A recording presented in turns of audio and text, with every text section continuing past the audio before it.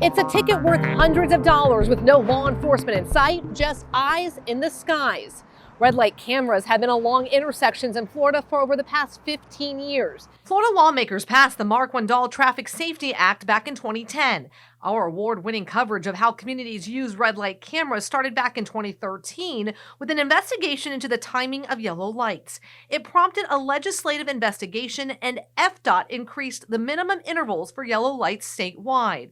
Months later, changes to Florida law took effect, giving drivers 60 days instead of 30 to dispute red light camera tickets. And instead of heading to court, drivers were given the right to request a hearing with a city or county appointed magistrate, kind of like a code enforcement officer. Drivers were also able to make a right on red after coming to a complete stop and not get ticketed. That was in response to what some called the rolling right trap, where thousands of drivers received citations for slow rolling turns. Then in 2014, our investigative team uncovered the change to the state's minimal yellow light intervals resulted in huge drops in red light camera revenue. That summer, the Florida Supreme Court ruled cities and counties that issued red light camera tickets prior to the signing of the law in 2010 did so improperly and had no authority. Some drivers did get refunds. Fast forward to 2024, lawmakers made some revisions to the state law about what communities have to report each year for that annual review of red light cameras and increased accountability for approving them. Many communities installed them to make our roads safer. But as First Coast News On Your Side has uncovered, that's not always the case, all while some communities are collecting millions of dollars. Here's part one of Seeing Red, Seeing Green. It's a Sarasota intersection. Yes. Eileen Fabregas drives through nearly every day. I was coming back home on Total Avenue. But on a day back in June, she says something was off with the light. We were all sitting in traffic, like the red light was stuck on red and wouldn't turn into green light. She says minutes and minutes passed, and when it finally turned green, there were a few vehicles in front of me, one being a semi-truck. And I just figured, I'm not gonna get stuck here another 10, 15 minutes in this red light. So I just bolted behind the semi. That intersection is one of the 30 in the city with red light cameras. Fabregas's car caught on cam. When you first opened up the ticket and saw how much it was, I was like, whoa! charged $158. This is your first ticket? My first. Driving, anything? Driving. And she wasn't the only driver faced with that fine last year. I see the evidence. I let my friend borrow my car. This intersection is problematic. I don't know who was driving my car. Our months-long investigation uncovered some cities and counties across the state collect millions of dollars a year from drivers with red light camera tickets. Based on the testimony that was presented, the red light camera violation would be upheld. Drivers try to fight them, but many have no luck. They just blew me off and I'm like, okay, I'll take my violation and walk out, and which I did. Did you feel like at that point that they were putting more emphasis on just getting your money over safety, or what did you feel? Yeah, it was more like that. I wasn't being heard, and it was like, you get the violation or you get the violation. We know that red light cameras are not new. They've been around since 2010 when lawmakers passed a law that allowed cameras to be installed and citations to be issued. What is new, there are restrictions on installing them. Communities now have to pass an ordinance and show that there is a heightened safety risk. They also have to send a report to the state each year, giving us a better look on whether or not the cameras are making intersections safer. I didn't even know where they were. Under Florida law, cities and counties with red light cameras have to report things like how much money was collected and whether or not the crashes at the intersections went down. Some of these communities are seeing an increase in the number of crashes that they have at the intersections that have the cameras, and also people just running red lights. And what people tell us is that it needs to be a multifaceted approach, not just having a camera. The latest report just published in January compiles data from 2024 to 2025 from the 42 municipalities with red light cameras. It shows the total number of crashes went down by 220 from the previous year. Digging even deeper though, 33% of communities with cameras saw the number of crashes increase, and another 5% stayed virtually the same.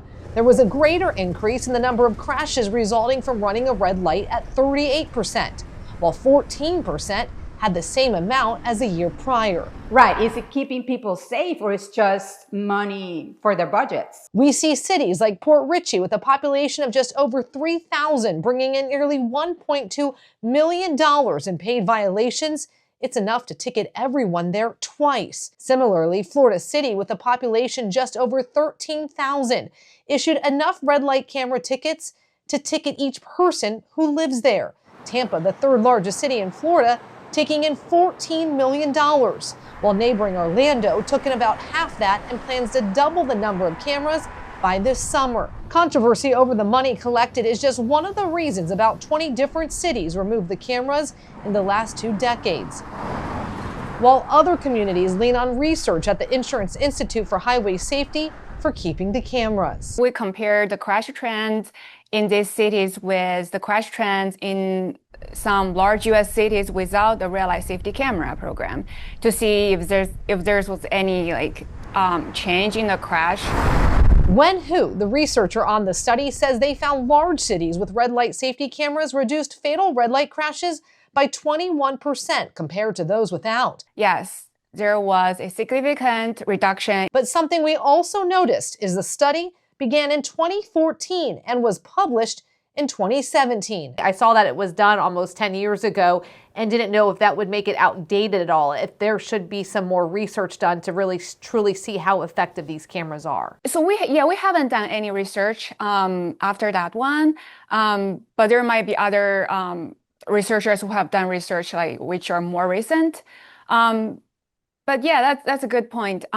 Research done by other safety organizations have found similar results, that these red light safety cameras reduce these injury crashes. She says red light cameras are effective. Do you guys still think that red light cameras do help prevent crashes from happening? Oh yes, definitely. And so does John Lake with the Sarasota Police Department. I think we run it the right way. And a lot of that negativity over the years was due to violations, people getting right turn on reds. And we don't enforce right turn on reds. Florida's red light camera law is named after this man, Mark Wandel, who was killed just minutes away from his home after someone ran a red light in Manatee County, which neighbors Sarasota. Honestly, I hate these cameras with a passion, but I also hate just wasting money. Manatee County, though, has no cameras. They got rid of them after commissioners found the cameras did not result in measurable safety improvements while fining drivers. We still have about 14 to 15,000 people that run red lights in Manatee County. The crash data is pretty consistent. Minor decreases throughout the year, not a significant decrease in crashes. Wandel's widow, who advocated for the red light cameras, speaking to county commissioners about their decision. Somebody had to die in order for these camera programs to take effect. Those cameras do not work alone, though. That's what we forget about. It's automated enforcement, it's education, it's advocacy, it's law enforcement, it's engineering, it's pulling every piece that we can to be able to save lives out on our roadways. Okay, so we just showed you how much money is being collected. Well, now we're going to take a look at how that money is being used and sit down with the widow of a man who was killed by a red light runner and help push for the bill and ask her if she believes the funds are being used correctly. Here's part 2 of Seeing Red, Seeing Green. Tell me about Mark. Mark was my incredible husband. He was brilliant, bold, and he was kind, and he loved me. He wanted to be a dad. Melissa Wandel was 9 months pregnant when she started feeling sick. I didn't feel good at all, just in a matter of moments. Walked in the door, so I told my husband, I said, why don't you and Phil, my brother, go get something to eat, and then I'll see you in a little bit. And he said, but I love you, Melissa, and I'm gonna miss you. And I said, well, I miss you too, silly, but I'll see you in just a couple of hours. A couple of hours later, the phone rang. I got one of those calls that you never want to get. that there had been a crash. And I got to the corner and there was just lights and sirens everywhere. And the world just stopped. Mark was killed in the crash. Melissa's brother was seriously injured. Their lives changed because a driver ran a red light. And so that scene, that night, that crash should have never happened. That night, a person just simply didn't stop on red. 19 days later, Melissa gave birth to their daughter, Grace. She was born into loss. Melissa soon learned the driver who killed Mark had a long history of traffic violations, including running red lights. She had 10 points on her license and 7 previous violations. Her last offense was for running a red light and being ticketed for it. A year later, she comes back and she not only takes a ticket, but she takes a life. The penalty? A $500 fine and community service. That's when Melissa decided that grief alone wasn't an option. I didn't know about red light cameras. I knew that they were utilized, but I never paid attention to them at all. So what is something that we could do? Melissa began researching red light safety cameras, then took her fight to Tallahassee with her daughter by her side. You can't give up and you can't give in. You know, many times each year the bill didn't pass and I would have people that would ask me, you know, aren't you disappointed? You've got to be disappointed. Yeah. This has got to be tiring.